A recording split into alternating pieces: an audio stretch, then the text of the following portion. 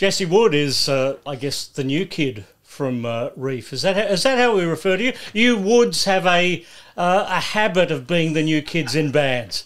It's true. Like my dad's still the new kid, and he's been in his band for I don't know how many years, 50, well, almost 50 years. I've been in Reef now for exactly 8 years, I'd say, since Wow. 2014. Yeah. Okay, and we've got two albums out of you now, Jesse. Yeah, I know. I would have liked to have done more if I'm honest, but a few things have been happening in those 8 years. But yeah, Yeah. two albums, which it was really lovely to come to this level and write and record with Gary, Jack, and Dom on the first one, and then Gary, Jack, my old friend Luke, and Andy Taylor on this one. It's been an amazing experience. Well, you've mentioned the name Andy Taylor. Let's jump right on in there. Andy Taylor from Duran Duran, who is not only producer of this record, but he is also a fully fledged songwriting member. Is he also playing on the record as well? He's playing on the record. He's not a fully fledged member, no, because he's a busy man. He's I don't know what he's up to at the moment. But live, we have a lady called Amy Newton playing with us at the moment, who's also very talented on the guitar and vocals. But yeah, Andy, we met him via our management because we had the same management. And to cut a very long story short, the chemistry was great between us all. We invited him up to play with us at Glastonbury, which is great. And after that, we started writing and jamming. And on guitars, we both gelled really well and weaved really well. And we wrote a load of songs and recorded our album. And he produced it, which is great. Yeah. Well, the songs are credited, all but one, to Taylor, Stringer, Besant, Bullen and Wood. Were you all together in the studio, actually working in the room at the same time, writing the songs? Yeah, mainly, yes. So one of us would come up with a start of a song or a riff, or in Jack Besant, the bass player's case, he came to the table with Right On, our nice sort of catchy mellow one, with everything done. And he played it. I remember he's got a wonderful farm in Cheddar in Somerset in England. And he played it to me and Gary, I don't know what it would have been 3 or 4 years ago now. And I just looked at him and went, well, that doesn't need anything then, does it? Because it sounded great. Just him playing it on acoustic and singing it. So yeah, it's been great. When we hear track one on this record, it's such a powerful, it announces you have just put the Reef album on. And I notice you've also been opening your shows with this song. Is that for the same reason? It just makes a powerful statement right at the start? Going back to what you said, yeah, that's definitely one that we all wrote in the room and sparked off each other, I guess is the words that I could use. That all just happened between us, which is great. And Gary then, that was musically, and then Gary came up with the title "Shoot Me Race." He came up with all the lyrics, and it magically happened quite quickly and felt really great. And then we felt that it would be perfect at the top of the album to sort of blow the cobwebs out of the way. And also then, when we got to do our tour last month, it was a great one to open with, and it had been released as a single by then. So our Reef fans who turned up were quite familiar with it instead of playing a new song and no one really knowing it. Yeah. Well, there's been 4 songs that I've seen that you've been playing live. May have been playing a bit more. Tell me, which one? Well, Best of Me is for a start. Wolfman, Right On, and also the title track, Shoot Me a Race. Let's stick with Right On for a start, because that's a different mood to the album. And it comes sort of, like in the set list that I saw, it sort of came 1/3 the way into the set list. So you were really slowing the audience down. It's still a powerful song, but the momentum sort of cuts back, doesn't it? Yeah, and like I said, it's a very Jack song, very mellow. He's a very mellow, lovely man. So yeah, with regards to what you said about the set, yeah, we were putting it in after, I believe, Consideration. So I think we started with Shoot Me a Race, Stone for Your Love, Naked, and Higher Vibration. That's 4 pretty, bluesy, rocky, start the gig sort of vibes. And then we go down to Consideration. And then after Consideration, we thought, well, it's nice to stay down there a little bit and pick it up a little bit. And then we would go straight into I've Got Something to Say. So that's a slight tempo increase. And then off you go, and then you hit Place Your Hands and everything changes. When I listen to Ride On, it sounds like I should have credits from a Tom Cruise movie rolling over the top of it. Yeah, right. Exactly. It's a really good, feel good song, isn't it? Yeah. Good vibes. Well, you've just missed Top Gun 2, Nice. so you'll have to save it up for Top Gun 3. Absolutely. And Jack and Gary, but Jack loves surfing and skateboarding and the sea. So you could sit on one of your lovely Australian beaches and stick that on. I'm pretty sure it would be perfect. And Best of Me and Wolfman, so you've made a choice as to what songs you are presenting to the audience to start with. Will you broaden that? Will there be more songs played off this album live? Yeah, if we do another second sort of tour, for sure. Yeah, I'd like to play Refugee and what other one? I'd Hold Back the Morning. That's a cool one. That's a good one. I think we could do live. Strange Love at the end of the album. That'd be a good one to. It's quite a catchy sort of the jam at the end of it song.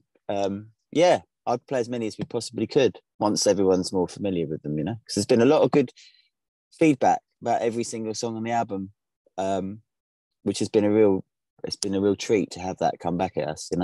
The live concert, I couldn't help but noticing you're covering Fleetwood Mac The Chain. What a great song. Why that song? Yeah, well, that was there's a radio show done by a gentleman called a good friend of ours called Chris Evans, he's a brilliant TV presenter and he's pretty entrepreneurial in the media world. He has a show on Virgin Radio in the UK, and we've been on there luckily a few times. And he loves you to play, 3 or 4 of your own songs, but he always loves you to do a cover, which is great because it gives you some, and you usually find out a week before, so it gives you something to really focus on and make the best of in your way, in our case, a Reef way. So since I mentioned Amy Newton, who is playing with us live at the moment, she's got a beautiful voice. So Gary said to me, over a coffee in one of our rehearsal breaks, why don't we try doing The Chain? And we were like, it just went, yeah, why not? A bit daunting because we thought, oh, actually, it's probably, it's one of the best songs ever written, but let's give it a go. And then, for radio, you have to edit it down. So we got it down to a few minutes. And actually, it went down really, really well on YouTube and all the, social media things because we were quite nervous about doing it. It's quite a bold move, but it just, with Gary's voice and Amy's voice and Jack's bass playing for the bass line, and then I do a shortened edited version of what Lindsey Bucking would do at the end of the solo. It just all fell into place beautifully, and it's been a really nice place to go to since then live. We usually do it I think we were doing it at the start of our encore, because you can see in the crowd people are going, oh, hang on a minute, I know this. And then you can see the sort of ride you take them on with it, because they're thinking, oh, this is Reef, should this work? And they go, oh yeah, you can feel like everyone is digging it. So by the end, when you're doing all the sort of we've got them, and it was really lovely. And it's also nice to pay respect to one of our favorite bands, Fleetwood Mac, who've always had member changes in their band, and you know what I mean. And having a female aspect to Reef with Amy for the first time, really, apart from having a couple of backing singers on some tours and stuff. But it was a really lovely, just new opening for what we could do live, and it felt right. We really enjoyed it as well. You had that female collaboration on the last record, Revelations, with Sheryl Crow, My Sweet Love. How'd that come about? Well, George Drakoulias, who has produced so many Reef albums and so many Black Crowes albums, and Tom Petty, and he's a wonderful friend of mine now. We wrote that song. I came up with the chords. We wrote the song, Gary, and then we were routining our songs with George, and I think in Bruton in Somerset, where our studio is, and once we smashed the song into shape, George was like, hey, this is kind of like a question and answer thing, like the chick and the guy. And that's kind of what he speaks like. We're like, oh yeah. So we made a few phone calls, and from that, I knew Sheryl from her working with my dad and all that. I haven't seen it for a long time. but she's a sweet soul. And she said, yeah, I'd love to do that. She liked the song, which is really great, because that's the first bit you got to get out the way. So I hope she likes the song. And her and Gary and George did it via Zoom, I believe, or FaceTime or something over in the studio. And he directed and produced the whole sort of scenario. And it came out great. It was just, you know, it was a good direction for us at the time as well, doing a sort of mid-tempo sort of almost country sort of thing as well, and it really felt right. And then we played it live on our Revelation tour and had a few different guest singers sing it, and it was great. It was really nice. And now we've got Amy sort of, but we don't really play it live at the moment because we just felt like putting some of our newest songs with the older songs, if you know what I mean. Yeah. So yeah, that's the story of that. George Drakoulias did it. Yeah. Well, the Revelation album was your first album with Reef. How did you come to join the band? Oh, Kenwyn, lovely Kenwyn, who I've known for years as well, wonderful guitarist, one of my guitar heroes in a way, because I'm a fan of Reef since the 90s too, and I'm old enough to be as well. So Kenwyn decided he wanted to leave, and this was, I think, early 2014, and they still had 6 gigs booked in, Reef, and so they held some auditions up in London near where I live, in Chiswick, which is near Richmond, where I live in London. And Dom Greensmith, the original drummer, we've been friends for many years, and I'd met Gary and Jack a few times. But I was sort of helping them. Dom was saying, oh yeah, we're looking for guitarists. And I suggested a couple of people, and they had about 8 guys booked in. And I think midway through it, Dom called me up and said, look, can you just try? And I was like, oh, I hadn't really thought of that, you know, like, and I was playing bass at the time, and my confidence wasn't really quite up, but I thought, you know, F it, I'm going to give it a try. And my missus, I almost didn't, and my missus went, no, come on, you'd be great at that, you know. So I learned 5 songs the night before, turned up in Chiswick, and as soon as I walked in the door, it just felt right. We started playing, felt right. And then I suggested, hey, let's just have a jam, shall we? And I think I was the only guy that suggested to do that, which went down really well, because I like doing that kind of thing, because I was so excited to be playing with Reef. And then, you know, midday the next day, Dom rang up and said, oh, you got the job, which was brilliant, because I really needed the job at the time too. Well, you had a great apprenticeship, didn't you? You know, playing in your dad's band, the Ronnie Wood Band. Well, that must have been 20 years ago. You must have been like early 20s. And it's taught me a lot, you know. My dad's never really sat me down and taught me stuff, but he's taught me so much by letting me be in his band, quietly being proud of me, and learning how to watch people's fellow guitarists or bass players' hands and see what notes they're playing or feel. I'm more of a feel than a technical guy. And I think that's what you could say about my dad. We sort of fit in. I'm nowhere near his level, don't get me wrong, but we've got a similar, you know, similar sort of vibe, you know, yeah, rhythm wise, and, you know. Yeah, Slash was in that band as well, wasn't he? Yeah, that was amazing. I mean, at the time I was in my early 20s, so, and who doesn't love Guns N' Roses? And yeah, rehearsals and everything. It was just amazing for me, you know. It was just the year 1999, 2000 as well. To work with not only my father, I had lots of my friends in the band who were the drummers and bass player, and also just have, you know, someone like Slash turn up, who's the most gorgeous bloke and gentle guy you've ever met, and the most incredibly technical, open guitarist, and just be around that energy. And I'll never forget when he came on, we played at this place called Shepherd's Bush Empire in London, which was a great venue. It is a great venue still. And he came on, and it was just, you know, it was, apart from playing with my dad and that, but for me, being on the stage, feeling his aura and energy, it was unforgettable. And we played Paradise City as well, and it was great. Yeah, that must have been incredible for somebody in their 20s on stage with Slash performing a Guns N' Roses song.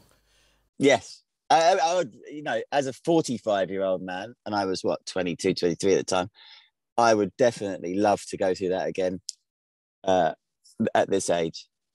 If I knew now what whatever the saying is my dad's saying, but if I only knew then what I know now when I was younger, or whatever the ooh la la thing, that's the kind of thing. And Ooh La La, another one of the songs that you perform live. Yeah, exactly. Yeah. And I wish that I knew now. I wish that I knew now what I can't remember the lyrics. I've got a bit of a cold, but you know me. Yeah. When I was younger, yeah, great lyric. Stay With Me and Flying. So you got to do a few Faces songs. Little Red Rooster, Miss You, and It's Only Rock and Roll. And I've got the book here, the Ronnie book, where he talks about It's Only Rock and Roll. Until I read that book, I wasn't aware that he actually wrote the song, but there was some swap that was done. Yeah. And some kind of 70s swap that they were doing. Yeah, that's what I've heard. I can't really fill you in anymore of that, but that's what I believe happened, yeah. That fucked up your inheritance, didn't it? Yeah, right. Yeah, I don't know how they got to that agreement, but if it was me, I'd tell him to do one. No, that's good. I write that. That's what I'd say. Yeah, there was a great story in that book about Prince Charles and Diana. I think Ronnie going to. Have you read the book? I've read bits. I'm gonna be really honest. I've read bits, but I'm not much of a reader, so you'll have to excuse me about that. Well, let's just say they went to the Windsors, Charles and Di, for dinner one night with a whole group of people. Wow, I didn't read that bit. Yeah, but souvenired something on the way out and got caught on the security camera. Fantastic, fantastic. Well, we come from a long line of Romany gypsies on my dad's family, so there you go. Fair enough. There was another song that you did perform in the Ronnie Wood band, Far East Man. That was Ronnie and George Harrison that wrote that together. That's a collaboration. Song, yeah, I remember just the wonderment of learning the chords, because George Harrison and his chord smith, just I remember being in the rehearsal room with Stash, people like that. And yeah, that was a really wonderful song to learn and then play right, and read about. And that's a good thing, at that age, it was teaching me as well as me actually, I was learning so much at the time and taking it all in, so a song like that it was very interesting to read about it and how they did it. And they'll actually have my dad there talking about it, fascinating. And it's a beautiful song. Absolutely. There's only been 2 albums that I've been playing continuously today, one being the Reef album, Shoot Me a Race. The other one, the new Stones live historic thing, El Macambo, live at El Macambo. Have you had a chance to listen to that yet? It came out today, yeah. I didn't know that either. God, I should do my homework. You should ring me more often, Jesse. But I remember that place. That was the El Macambo in Toronto. Is that where it is? Yeah. Well, I'll have to check that out. I was, excuse my ignorance, but I've only been texting my dad recently, and all I get back is, yeah, rehearsals are going great. That's all I get back. Doesn't tell me what's coming out. Well, we want to see a Stones tour in Australia next year. We also want to see a Reef tour in Australia next year. I think what should happen is Reef supports the Stones in Australia. That makes sense, doesn't it? That would work. Yeah. I'd love to come there. I've never been to Australia or New Zealand or anywhere around there, and I'd love to come there. So let's try and make it happen. Yeah, last time Reef were in Australia was 2000. Wow, 22 years ago. Blimey, lots happened since. Yeah, I think I probably did my first Reef interview in 1995 or 96 on their first tour. So I'm coming up to nearly 30 years of talking to Reef, and you've only been to the band a few years. So. Crikey, that's amazing. Yeah. Well, Jesse, it's been fantastic talking to you. I love this Thanks, album. Paul. It's great to hear some rock and roll. Yeah, it's proper rock and roll, isn't it? From start to finish. It is. I'm glad you like it, though. Thank you, Paul. It's really sweet you said that, and I really appreciate your honesty as well. To quote an old wise man, it's only rock and roll, but I like it. Oh, lovely way to end it, that. It's been a pleasure, Jesse. All right, Paul. Well, hopefully I'll see you one day and meet you in the flesh.